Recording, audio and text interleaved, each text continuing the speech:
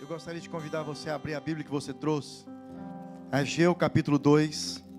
Assim como nós combinamos, há 2 domingos atrás, que nós iríamos conversar sobre todo o livro de Ageu. Domingo retrasado, eu preguei no capítulo 1 de Ageu. E hoje nós vamos ler um pouquinho do capítulo 2 de Ageu. No segundo culto, domingo passado, eu preguei a mesma mensagem do domingo retrasado. Ou seja, um domingo eu prego o capítulo 1, no domingo eu prego o capítulo 2. E o capítulo 2 de Ageu, assim como o capítulo 1, um livro pequeno, pode nos ensinar uma grande lição, se nós ficarmos bem atentos. Bem atentos. Eu gostaria de ler com você apenas os 9 primeiros versículos do capítulo 2 de Ageu, profeta Ageu. Amém? Diz assim o texto: no 2º ano do rei Dario, no 7º mês, ao 21º do mês, veio a palavra do Senhor por intermédio do profeta Ageu, dizendo: fala agora a Zorobabel, filho de Salatiel, governador de Judá, e a Josué, filho de Josadaque, o sumo sacerdote, e ao resto do povo, dizendo: quem dentre vós que tenha sobrevivido contemplou esta casa na sua primeira glória? E como a vedes agora? Não é ela como nada aos vossos olhos? Ora, pois, sê forte, Zorobabel, diz o Senhor, e sê forte, Josué, filho de Josadaque, o sumo sacerdote. E tu, todo o povo da terra, sê forte, diz o Senhor, e trabalhai, porque eu sou convosco, diz o Senhor dos exércitos. Segundo a palavra da aliança que fiz convosco, quando saístes do Egito, o meu espírito habita no meio de vós. Não temais, pois assim diz o Senhor dos exércitos: ainda uma vez, dentro em pouco, farei abalar o céu, a terra, o mar e a terra seca. Farei abalar todas as nações, e as coisas preciosas de todas as nações virão e encherão de glória esta casa, diz o Senhor dos exércitos. A minha é a prata, meu é o ouro, diz o Senhor dos exércitos. A glória desta última casa será maior do que a da primeira, diz o Senhor dos exércitos. E neste lugar darei a paz, diz o Senhor dos exércitos. Pode deixar aí na tela, no projetor, esse último versículo até o final, por favor. Eu gostaria que você se atentasse comigo nesse último versículo. Vamos ler todos juntos, se você puder. A glória desta última casa será maior do que a da primeira, diz o Senhor dos exércitos.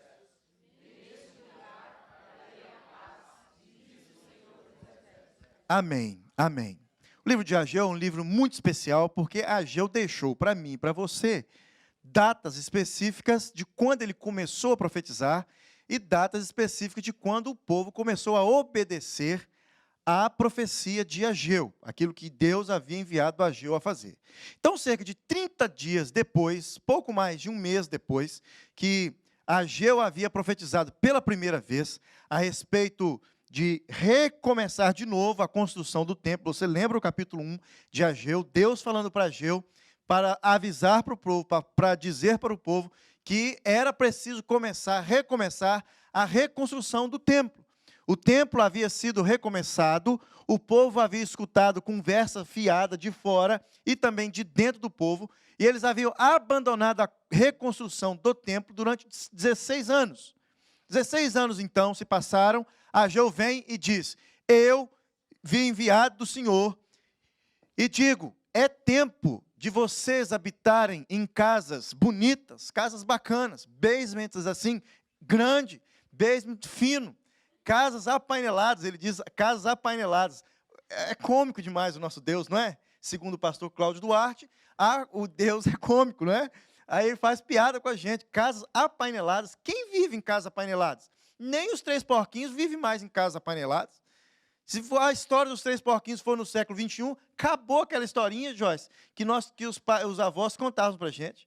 Agora vai ser assim, olha, o porquinho número 1 habitava numa casa feita de drywall e, não é, 2x6, e o RVL da casa era daquele grande, longo, de 12 15, 16. Essa seria a história dos 3 porquinhos. O segundo porquinho morava numa casa tão bela, mas tão bela, que fora construída de pedras vindas direto do Líbano. E essas pedras tão preciosas, era grande, que o lobo mau não conseguiu derrubar. Mas o terceiro porquinho habitava num prédio, mas tão bem feito, de ferro maciço, vindo da Vale do Rio Doce. Aí gostaram, né? Vale do Rio Doce. E ele soprava e não caía. A história dos 3 porquinhos seria diferente. E o texto diz que a construção do templo, do muro, começaram a ser feitos com pedras e madeiras vindas do Líbano. Então, por que Deus menciona assim, olha, é tempo de vocês, capítulo 1, voltando um pouquinho, de vocês morarem em casas apaineladas? Nada a ver com a história. Mas o que Deus estava querendo dizer é o seguinte, olha, é tempo de vocês cuidarem do nariz de vocês, da vida de vocês, e esquecerem do motivo pelo qual vocês vieram parar de novo na terra que mana leite e mel. É isso que Deus estava querendo dizer. É isso que Deus estava querendo dizer para essa turma. E ele agora no capítulo 2 diz assim, olha, vocês começaram a construção, vocês ouviram minha voz, vocês começaram bem a construção, e cerca de 1 mês depois que vocês começaram, aqueles mais velhos que estão trabalhando aqui, aqueles que viram a glória do primeiro templo, da primeira casa, construída por Salomão, vocês estão reclamando demais da conta. Vocês estão falando assim, nossa, não adianta nem a gente continuar a construção, Denis, porque a gente não vai conseguir nem chegar aos pés daquilo que Salomão construiu alguns anos atrás. Não adianta. E começaram a resmungar, a reclamar e dizer assim, olha, não vai valer a pena. Era tão lindo o templo de Salomão, era tão bonito, e Deus vem de novo e fala assim, olha, vocês precisam prestar atenção, porque eu estou com vocês. E ele diz esse versículo 9, olha, a glória desta última casa será maior do que a da primeira, diz o Senhor dos Exércitos. E neste lugar, nessa segunda casa, darei paz, diz o Senhor dos Exércitos. Essa foi a conversa de Deus com o povo no capítulo 2. Capítulo 2 quase todo se resume nesse versículo de número 9. E o povo de volta continuou a reconstrução do templo, da casa, templo construído agora segundo a direção de Zorobabel. O primeiro templo, você sabe muito bem, não foi construído por Edir Macedo. O primeiro templo foi construído em Jerusalém por Salomão, filho do rei Davi. Lembra da história? Lembra da história? Só para você ter uma noção, 30.000 homens foram enviados para o Líbano para cortar e trabalhar com a madeira que ia ser construída no templo. Primeiro livro dos Reis, capítulos 5, 6 e 7, você vai ver os detalhes dessa primeira construção, desse primeiro templo. 30.000 homens, somente para trabalhar com a madeira que iria vir do Líbano. Mais um detalhe, 80.000 homens subiram as montanhas da região para trabalhar com as pedras, que iriam vir para servir de base e servir de tudo, claro, para a construção do primeiro templo. 80.000 homens, 80. E cerca de 70.000 homens trabalhavam apenas no transporte do material para construir o primeiro templo. Impossível a glória da primeira casa, da segunda casa, ser maior do que a primeira. Impossível. Só para você ter uma noção, 1.300, quase 1.400 homens ficaram responsáveis simplesmente para liderar essa turma toda. Ou seja, só de patrão, quase 1.400 homens. E para você ter uma noção como que era impossível a glória da segunda casa ser maior do que a primeira, apenas 42, 43, não me recordo muito bem dos números, regressaram para Jerusalém nos tempos onde Deus havia enviado essa turma aí para fazer a segunda reconstrução. Apenas 42.000 homens, 42.000 pessoas. Ou seja, nada comparado aos trabalhadores do primeiro templo. Nada comparado aos trabalhadores do primeiro templo. Vou dar só um detalhe que 1 Reis, capítulo 6, nos dá a respeito de uma parte do templo. Uma parte do templo, que era o Santo dos Santos. O Santo dos Santos era o local onde a Arca da Aliança, a Arca do concerto, a Arca onde estava ali os mandamentos, o maná, o que representava a presença gloriosa de Deus, ficava no Santo dos Santos, e uma vez no ano, o sumo sacerdote entrava naquele lugar para ouvir de Deus uma mensagem e transmitir essa mensagem ao povo. Esse local, o Santo dos Santos, ele tinha 10 metros de altura, 10 metros de largura e 10 metros de comprimento. Ou seja, um pouco menor do que esse salão onde nós estamos, para guardar a arca do Senhor. E esse Santo dos Santos, esse lugar, era todo coberto de ouro. Só para você ter uma noção, nesse menor espaço do templo, a beleza que era esse lugar. A beleza que era esse pequeno espaço, esse pequeno lugar, todo coberto de ouro. 10 metros de altura, 10 metros de largura e 10 metros de comprimento. Faz as contas aí, quantos pés tinha esse lugar e coloca aí esse lugar todo coberto de ouro maciço. Ou seja, o drywall que foi colocado nesse lugar era drywall de ouro. A cobertura desse lugar era de ouro. Então, a beleza do primeiro templo não tinha condições nenhuma de ser nem parecido com o primeiro lugar. Santo dos Santos era o local onde a Arca da Aliança ficava. O Senhor estava ensinando para esse povo que a glória, dizendo aí esse versículo 9, o Senhor estava dizendo para esse povo, olha, a glória que eu estou dizendo para vocês, ela não tem nada a ver com espaço físico e com beleza. Porque não iremos conseguir, não tem jeito de fazer esse segundo templo ficar sequer parecido com o primeiro. Então, impossível. Então, o que Deus estava dizendo é que a glória do templo não dependeria mais do seu formato exterior e da sua beleza interior. A glória do segundo templo não possui nenhuma relação com o espaço físico ou com os objetos de valor. Só para você ter uma noção, o livro apócrifo de Macabeus, segundo Macabeus, diz que nós lemos no capítulo 5 e 6 de 1 Reis, que havia 10 candelabros de ouro espalhados no templo de Salomão. Segundo o livro de Macabeus, o livro apócrifo de Macabeus, diz que apenas no segundo templo havia apenas um candelabro de madeira, um candelabro de ouro.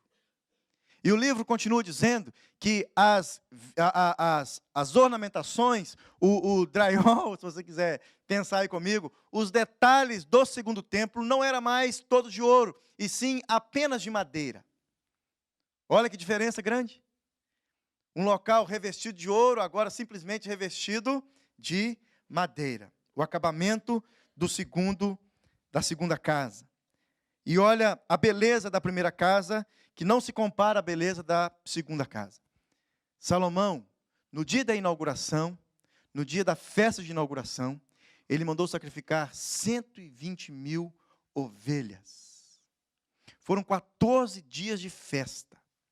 Imagina 120.000 ovelhas sendo sacrificadas e 22.000 bois. Quem é frigoboi, friboi, para bater Salomão? Quem é frigorífico da Friboi para bater a festinha de 14 dias que Salomão fez? E diz o texto de 1 Coríntios, capítulo 7, 6 e 7, que no último dia da festa, quando estava terminando a festa, Salomão teve que mandar o povo embora. Parecia um atum de brasileiro, não é verdade? Ter que mandar embora da festa cultural brasileira. Gente, só para a festa quando a Simone manda desligar o último fogão de fritar pastel. Só assim que a Adília vai embora, mas o Frank. Quando acaba o último, tá rindo, né, Selma? A Selma também. Quando acaba o último pastel, só assim que o João Luiz e o Paulo Afonso vai embora. Né, Paulo? Depois de colocar na sacola. Opa, é bênção demais. Então, a turma que estava celebrando com Salomão esses 14 dias de festa, tinha parecia um pouquinho com a nossa turma de brasileiro, viu, Ricardo? 120.000 ovelhas, 22.000 bois foram sacrificados nesse dia. Impossível comparar a glória da primeira casa com a glória da segunda casa. Mas como Deus deixa dizer e diz, um versículo como esse, a glória dessa última casa será maior do que a primeira, diz o Senhor dos Exércitos, e neste lugar eu darei paz. Ou seja, a glória da segunda casa não tinha nada a ver com o espaço físico, com a beleza, com o ouro, com os candelabros de ouro, com a madeira que vinha da Pérsia, com nada disso.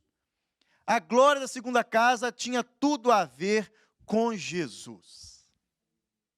O que Deus estava querendo dizer através do profeta era: eu irei enviar uma glória que será muito maior do que a luz que esses 10 candelabros de Salomão refletiu, e muito maior do que a luz que esse um único candelabro que tem agora na segunda casa. Ou seja, a glória da segunda casa era a pessoa de Jesus.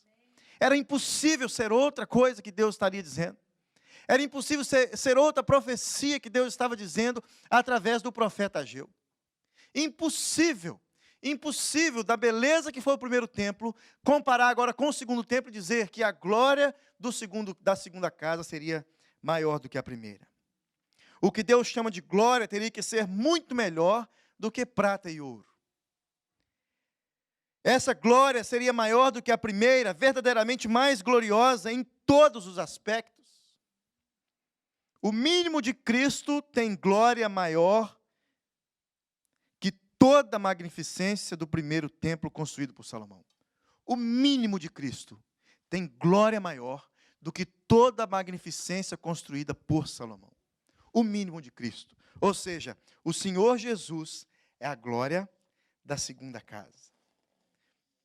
A profecia de Ageu, assim como o próximo livro, Zacarias, aponta para uma glória incomparavelmente maior.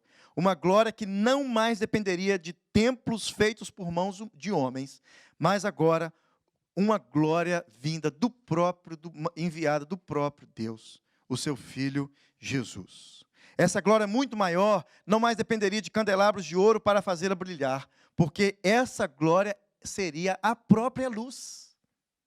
Essa glória seria a própria luz. A glória dessa última casa será maior do que a primeira, diz o Senhor dos Exércitos. Jesus Cristo é a glória da segunda casa. Olha o que diz Malaquias, capítulo 3. Não vou falar sobre o versículo 10, dízimo, tá? Mas Malaquias, capítulo 3, versículo 1, diz assim, olha: eis que eu envio o meu anjo, que preparará o caminho diante de mim, e de repente virá ao seu templo o Senhor, a quem vós buscais, o anjo do concerto, a quem vós desejais, eis que vem, diz o Senhor dos Exércitos. João, próprio Senhor Jesus, diz assim, olha, nele estava, João dizendo, nele estava a vida, e a vida era a luz dos homens. E a luz resplandece nas trevas, e as trevas não a compreendem. Referência ao nosso Senhor Jesus. A luz, a glória da segunda casa. A glória da segunda casa. E essa glória que é Jesus, a glória da segunda casa, no Antigo Testamento, é a promessa também de que essa glória, quando ela chegasse, ela iria vir cheia de paz. Jesus Cristo é a paz que o mundo busca. Jesus Cristo é a paz que o mundo espera. Jesus Cristo é paz. E ele continua dizendo no final do versículo 9, neste lugar darei paz, diz o Senhor dos Exércitos. Se você parar e prestar um pouco atenção, aquela nação, aquele povo, desde o começo, quando Deus foi escolhendo através de Abraão, aquele povo nunca teve paz. Não houve paz em Jerusalém até os dias de hoje. Não há paz em Jerusalém até os dias de hoje. Só para você ter uma noção, 2000 e quanto, Chico? 2016? Final de 2016, nós fomos com uma turma aqui da igreja para Jerusalém. E foi uma pessoa com a gente, muito querida nossa, e alguns irmãos, incluindo o Francisco e o Léo, que deve estar ali fora, não sei, estava com medo de fazer essa viagem. Francisco eu sei que estava, porque ele estava com medo de fazer a viagem. E olha que interessante, na chegada, fizemos a imigração no aeroporto, ainda em Tel Aviv, e no saguão do aeroporto, já do lado de fora, para esperar o ônibus, estava ainda dentro, Saul, dentro do aeroporto, a porta do aeroporto, assim, ali como se fosse ali, quando a gente espera alguém chegando do Brasil. o guia estava esperando e a turma foi reunindo, o pessoal foi chegando. De repente, Saul, de repente, sem esperar, alguns policiais, lembra, Chico? Alguns policiais com roupas assim como as nossas, normais, com uma baita de uma metralhadora nas costas, correndo para o saguão do aeroporto afora. Pensa numa tensão, pensa numa mulherada que viu aquela, algumas nem viram, de tão concentrada que estava, conversando uma com a outra, mas uma das que viram, gente, pensa numa mulher que ficou desesperada. Pensa, vendo 4, 5 policiais, disfarçados, com roupa normal, como se fosse uma pessoa que estava chegando também de viagem, com uma baita metralhadora nas costas, correndo para o saguão do aeroporto afora, procurando alguém. Paz em Jerusalém. Até nos dias de hoje, não há paz na cidade de Jerusalém. Você vê as notícias. Você vê as notícias. Nós tivemos que ser revistados para entrar dentro da cidade de Jerusalém. Entraram policiais dentro do ônibus, saindo da região lá dos... Como é que chama, que é a turma lá, que mora lá do lado? Palestina, e entrando em Jerusalém, na região de Israel, saindo de novo para a Palestina, um negócio doido que não dá para explicar. E toda hora que você entra e sai, policiais ali, olhando, revistando, e guaritas, revistando. Não há paz naquele lugar.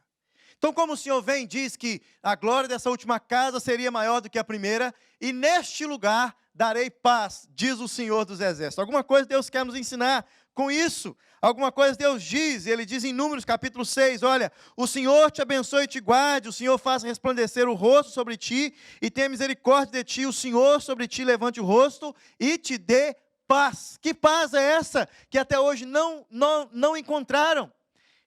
Isaías 9 diz, porque um menino vos nasceu, um filho nos deu, governará sobre o governo está sobre os seus ombros, e o nome dele será maravilhoso, conselheiro, Deus forte, príncipe da paz. Que paz é essa que até hoje não há naquele lugar? O profeta Ezequiel anunciou através do Messias que Deus faria uma eterna aliança de paz com o seu povo. Olha para você ver o capítulo 37, versículo 26 de Ezequiel. Farei com eles aliança de paz. Será aliança perpétua.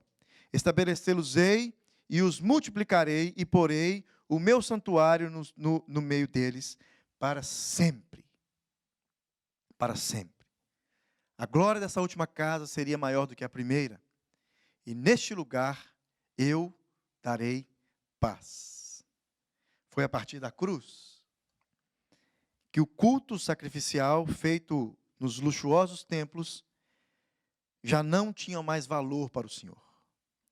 É a partir da cruz que os templos construídos por Salomão, que já não existia mais, esse construído a segunda vez por Zorobabel, já não existia mais. O templo foi destruído, esse segundo templo. Os romanos construíram um terceiro templo que não existe mais. O Senhor só poderia estar falando de algo muito mais glorioso e muito mais pessoal do que simplesmente um lugar que o ouro refletia, a prata refletia, a madeira era especial, o local todo bem planejado. O Senhor só poderia estar falando de mim e de você. Esse segundo templo, segundo Ageu, sou eu e é você. E a glória que encheria esse segundo templo é o próprio Senhor Jesus. Esse segundo templo não mais necessitaria de ouro, prata, pedras preciosas, não mais necessitaria de trazer madeira especial do Líbano. Esse segundo templo seria eu e você, restaurado pelo Senhor Jesus. O próprio Senhor que morreu naquela cruz e veio trazer vida, veio trazer paz, veio trazer glória, para que eu e você pudesse viver bem. A glória, então, dessa segunda casa é o Senhor Jesus, e esse templo que não mais seria destruído, sou eu e é você. Ageu foi um profeta usado por Deus para despertar o povo escolhido por Deus, para reedificar o templo do Senhor que havia sido esquecido. Ageu foi o profeta usado por Deus para confrontar o pensamento errado do povo escolhido de Deus, que dizia, ainda não é tempo de reedificar essa casa. Ainda não é tempo de reedificar a casa do Senhor, segundo lemos no capítulo 1. Ageu foi o profeta usado por Deus para instruir esse povo de que eles estavam errados e de que sim, era tempo de reedificar a casa do Senhor. E o Senhor no capítulo 2 diz, a glória desta última casa seria maior do que a primeira, diz o Senhor dos Exércitos, e eu colocarei paz sobre esta casa, diz o Senhor dos Exércitos. Assim como nos dias de Ageu, o Senhor está dizendo hoje, a glória desta última casa, será muito maior do que a primeira. Eu não sei se você se recorda, mas todo pastor conta a história do barquinho. Quem já conhece a história do barquinho?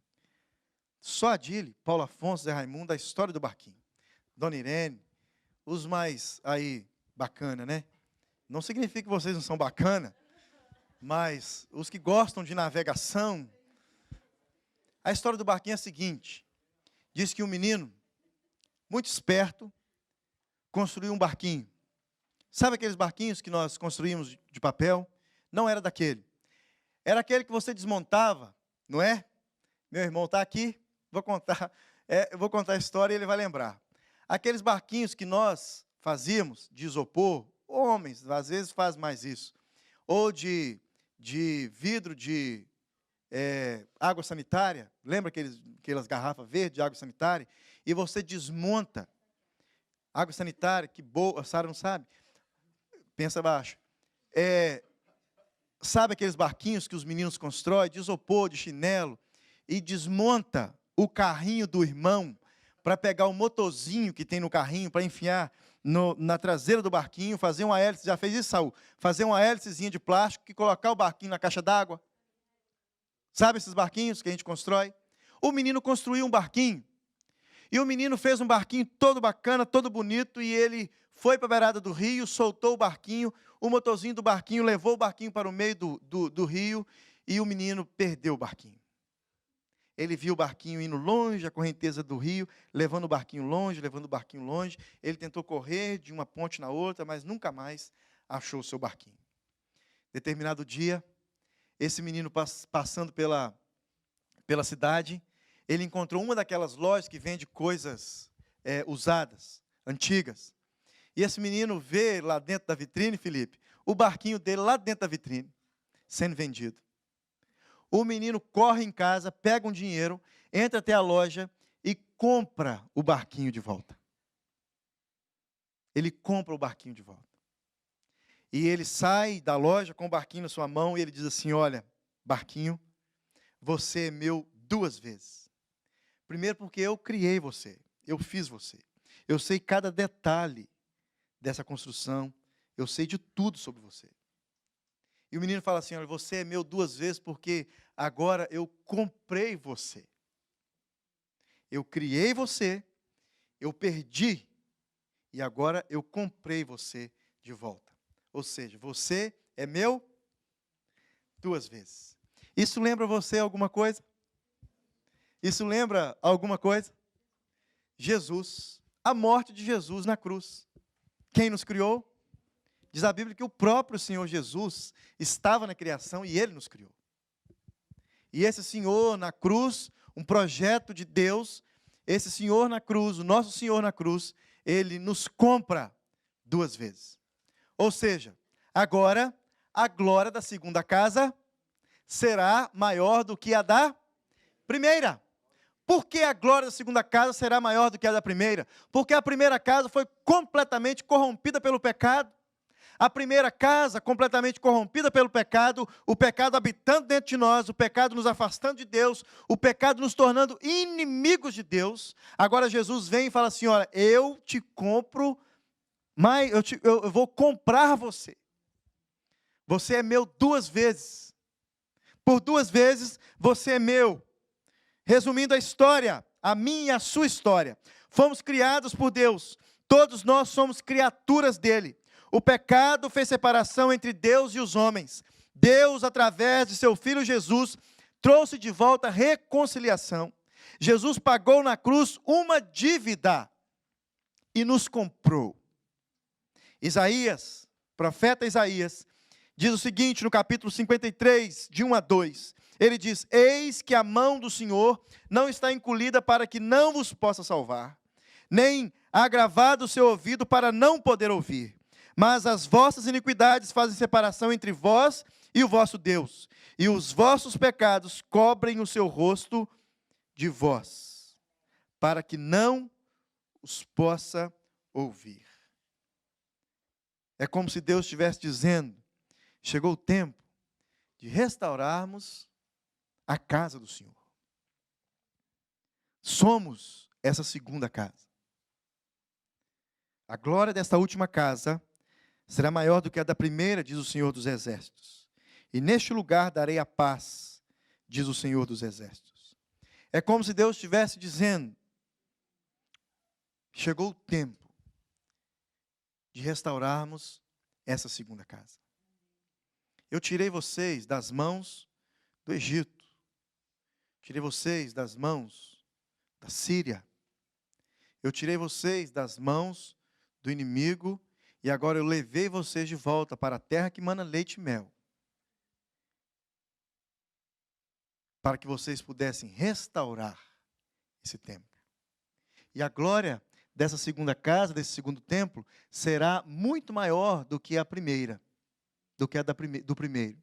E neste lugar eu darei paz. Um novo templo só pode ser reerguido se o velho templo for derrubado.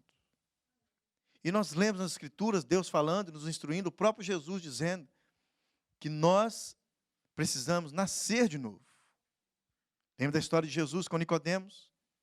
Nascer de novo significa derrubar o primeiro templo para que a glória desse segundo templo, que seria restaurado pelo próprio Deus, com a ajuda e a instrução do próprio Deus, porque Deus diz no capítulo 2, um pouquinho antes do versículo 9, que Ele estaria presente todo o tempo. Eu estarei com vocês. A glória desse segundo templo será maior do que a da primeira, porque eu estarei com vocês. Eu estarei em vocês. Eu agora irei habitar em vocês. Por isso que a glória da segunda casa será maior do que a da primeira. E é esse o grande motivo de haver paz nessa segunda casa, porque Ele nunca nos deixaria. Foi a promessa de Deus, de Jesus, quando Ele encontrou com seus discípulos pela última vez. Ele disse: olha, convém que eu vá, para que o Espírito Santo possa descer e habitar no meio de vós. Como reagimos então diante dessa verdade? Nunca seremos crentes melhores se isso não passar a fazer parte dos nossos pensamentos. Nunca seremos crentes completos se isso não passar a fazer parte dos nossos pensamentos diários. De que nós somos a segunda casa. De que nós somos a habitação de Deus.